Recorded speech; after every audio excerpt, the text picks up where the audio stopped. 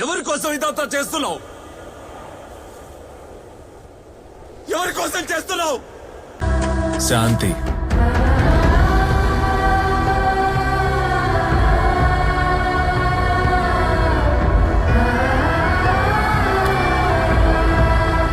మా అమ్మ ఇచ్చిన మాటకి నేను స్వార్థపరుణ్ణవుతా, పిరికోణ్ణవుతా, హంతకుణ్ణవుతా, క్రిమినల్నవుతా, విల్లన్ని అవుతా.